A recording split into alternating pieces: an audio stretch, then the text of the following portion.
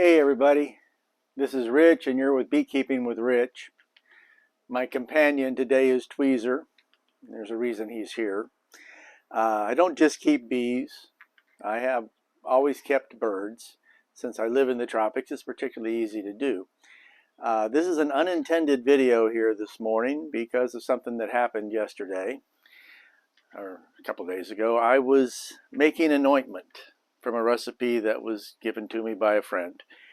And I needed a little bit of beeswax. So I went out in the garage where there is a Tupperware container that has all my beeswax stored in it. Now, I store my beeswax in this form.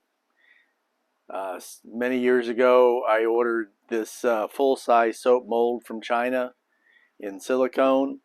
And so I always pour my beeswax in this size block because it's very manageable. It's a whole lot easier than, big blocks like this and such. A lot more manageable in this size. And I have got stacks and stacks of these. And I went in to get some beeswax and I opened it up and this is what I am met with. Your first thought was, oh, is this what wax moths do? No, this is not what wax moths do. This is what seed moths can do. Is this feathered fiend here likes to shovel his food on. Yes, he likes to shovel his food onto the floor of his cage and pick out the best parts and things like this. So most of the time these containers are fine. They're supposedly treated so that there's no live moths and things like that, but every now and then you'll get a batch that will end up, after a week or so, you go in to feed the bird and you suddenly find webs in the container and you start getting these little moths floating around. Here's one of the little moths. Okay, here's some grains of rice for a comparison. Now see, while you're close up here, let me stir around. There we go, there's one. Yeah, can you see this little larvae here? Is that coming across? A third the diameter of a grain of rice, and maybe as long as a really long one. So at any rate, I came out and I found these little suckers infesting all the wax. Now, how much wax have I lost to this? Probably a couple of tablespoons is all. That's not the point. The point is that they leave webs behind inside here. Because, of course, my first reaction was to start melting some of these down to kill off the worms. I mean, I didn't have any containers, any blocks like you see over here in this bucket. Everything was in this form. So I started melting wax down in a double boiler situation and pouring it into these 1 gallon containers that have been cut off. That's a good tip in itself, because as you can see, they don't actually attach to the sides once it shrinks a little bit. Easy to cut these away and have a block of wax. It's just not any fun having a big block of wax like that.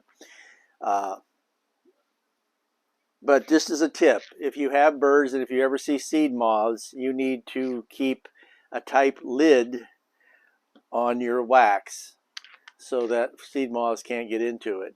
I mean, it's not like it's a big problem most of the time for us. Every now and then you see a seed moth, but apparently they like wax too. And it explains a strange phenomenon that I had seen. Sometimes I will put frames of wax in the back room, cycling them through into the freezer before I then put them in a box, seal it up with a plastic bag. And a year later, when I came to take them out, there was this little bit of nibbling around the edges and there was a little bit of frass, nothing like this much, on the bottom. And I was a little perplexed as to what it was, but now I think I know.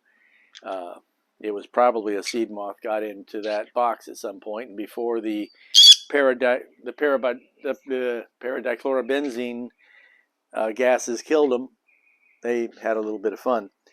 So at any rate, back to this, you've got all these little bore holes where they've gone in, and come back out. You've seen one of the larvae here at this point.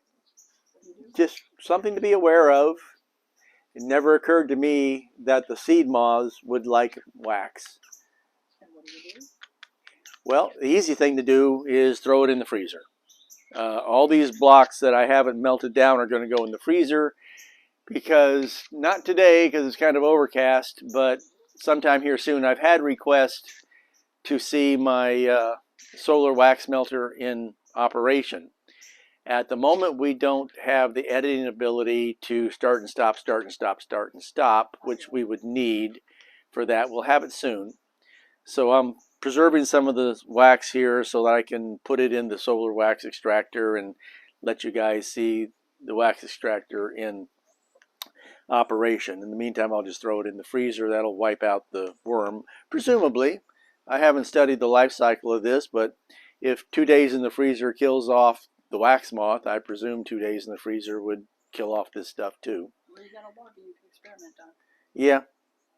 But that's it. I just wanted to show you this because it's an oops moment I had this weekend, and I figured I'd share it. So this is Rich. Like and subscribe. See you guys later.